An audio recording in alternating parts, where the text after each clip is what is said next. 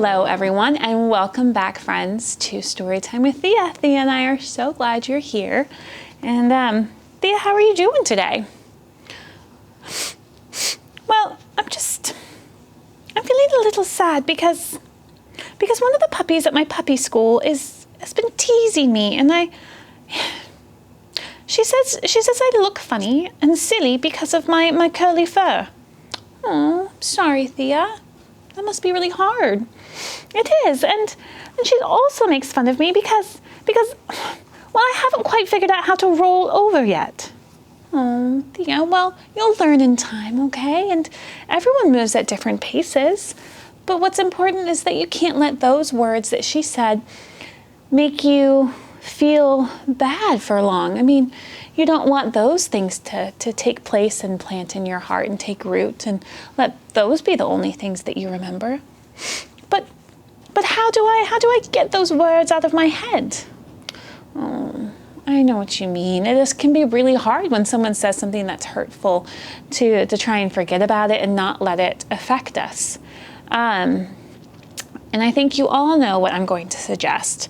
But I would love to read a book with you that might help us think through how we can not let those unkind things that are said take place in our hearts and souls, okay? Today's book is called Seeds and Trees by Brandon Walden, all right? Seeds and Trees. So let's read this and see if it can't help us feel a little better and understand more about what we want to talk about, okay? In the land of the king lived a special young prince who loved climbing trees and playing with friends. He lived in a castle overlooking the sea. He played in a field with his two kinds of trees. He carried a satchel slung low on his waist to contain all the seeds he might want to exchange. Each seed was a word that someone had spoken. Each seed was collected, a trinket, a token. It didn't quite matter from where it had come, a stranger, a friend, a whisper made up. He rose every morning to water the seeds from each of the words he'd already received. When someone spoke nicely, not anything mean, they'd hand him a seed whose true essence was green. But sometimes the seeds would come bringing pain, seeds of dark color whose trees produced shame. Several dark seeds grew quickly, then withered. Others remained to grow slowly, unhindered. At the end of each day, he'd admire the seeds and go plant the new ones and play in his trees. The trunks and the branches of dark trees were laden with thistles and thorns, causing pain as he scaled them. Climbing these trunks and these branches was tricky. Each part of the tree that he grasped was quite prickly. Each time the prince climbed, he was bruised and was slit. Yet trees are for climbing, so through pain he'd persist. But each time he climbed up his trees clothed in green, he felt safe and healed, as those trees weren't mean. His green trees were strong, and they welcomed his touch. Their branches grew fruit he could eat or could clutch. He could sit at the base or climb to the peak. He could rest in the branches or play hide and seek. As years passed, he noticed his green trees were weakening. The trunks at the base of the trees needed strengthening. Now the soil had hardened as life was escaping. Their canopies had covered, his dark trees had shaded them. He would plant his green seeds and dark seeds beside, then they war with each other and tried to survive. His green trees were strongest with plenty of light, but his dark trees grew stronger in the darkness of night. They shared the same water and sunlight to grow, but the dark trees were hiding the fruit that would show. The green trees caused life, joy, and peace to grow near, but the dark seeds killed soil and grew trees clothed in fear. The field the prince planted had started to show many trees of two kinds and the fruit that had grown.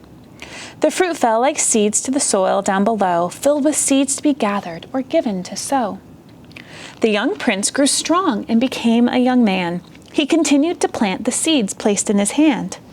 He invited some friends to come play in his trees, but some liked to play in his trees from dark seeds. He had one special friend who always spoke true. Her words were filled with grace, as good friends always do. She never spoke harshly and never spoke lies. She always spoke gently with loving replies. She always gave green seeds and never took back. She never ran out. There was never a lack. Her satchel was filled to the brim overflowing with green seeds, not dark seeds, each one for the sowing. She watched the prince till, plant, and water his grove. She watched and she waited until asked to go. One day the prince said, "Hey friend, come along." She humbly agreed and began singing a song. To the grove, we will look down below at the roots and the soil and the trees that have grown.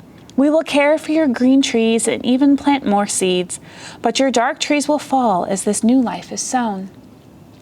As he walked in his field with his friend by his side, the young prince took note as his trees came alive. Green trees swayed now to the sound of the tune, but the dark trees stood stiff, clenched their fists, and seemed rude. After long years of planting and watering seeds, they'd grown into mighty and powerful trees. The prince reminisced as he entered the grove. He thought back to each tree and the seed that was sown. He admired the beauty the green seeds created, but noticed at the roots they were sadly ill-fated. His friend came prepared and brought tools along. The prince hadn't noticed, but his friend was quite strong. The tools that she carried were weathered and humble, a pickaxe, a saw, and an old rusty shovel.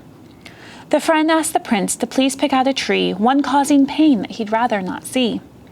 The prince pointed up to one skinny dark mass. His friend said, "Watch this." Then she took out her axe.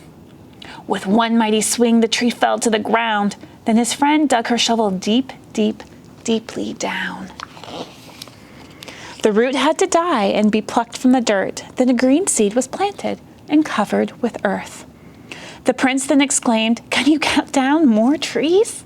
His friend said, "Oh yes, and I've plenty of seeds." Many dark roots had tunneled so deep that it took them a while to dig underneath. Dark roots wrapped close round the green everywhere, so the friend showed the prince how to tend them with care. Her tools came in handy, the axe, saw, and shovel, and others the friend had brought here to the struggle. Then came the day when his forest was green, not a dark tree was spotted, not any were mean. The friend then surprised the grown prince with some gifts, some tools for his new daily watering shifts. She instructed the prince not to plant the dark seeds, but to go to the cliff to cast them out to sea.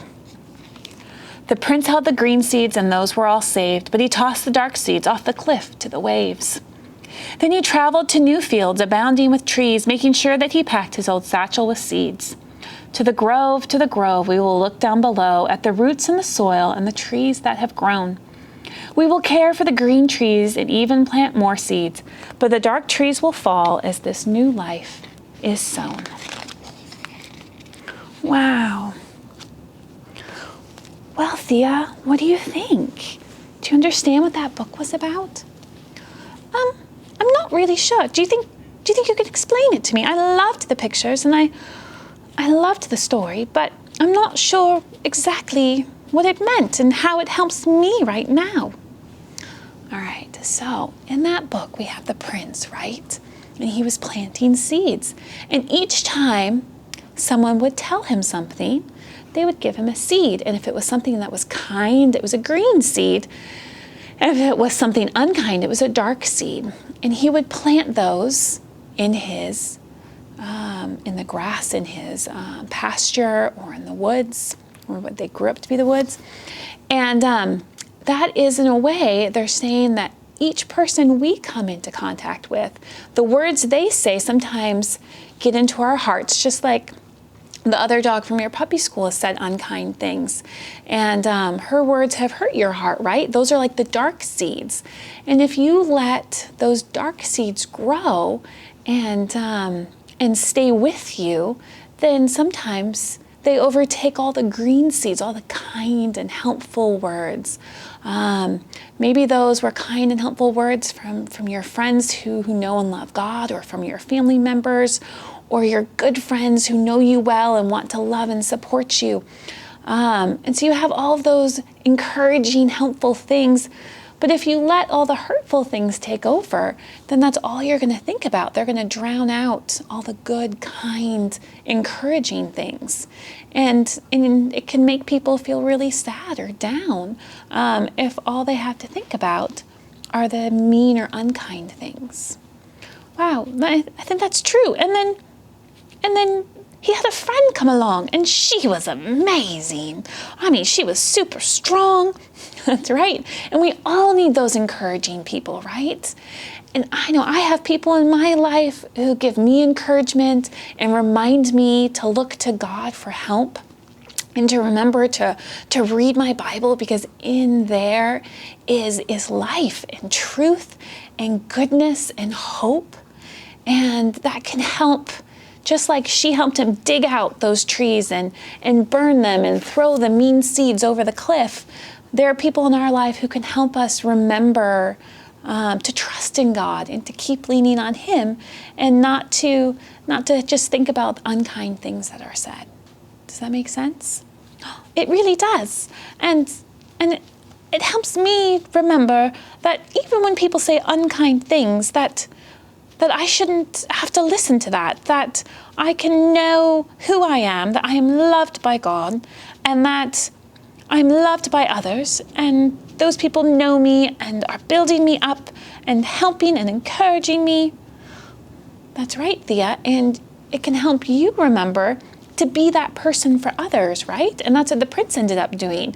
He wanted to be like his friend who helped him. He then went to help others. And you and our friends and me, we can be that source of light for other people and make sure that we plant only kind seeds, right? Not the bad, dark seeds. Okay? I think that really helps, yes. And I want to be able to be a good light to people and to only plant the good green seeds. All right, wow. I think it's a good reminder to watch what we say and do, and to be loving and kind to others and show them God's love, right? Just as He loves us. Okay? Well, I hope that you have a wonderful week, and Thea and I hope that you will join us for Storytime next week. Bye, everyone.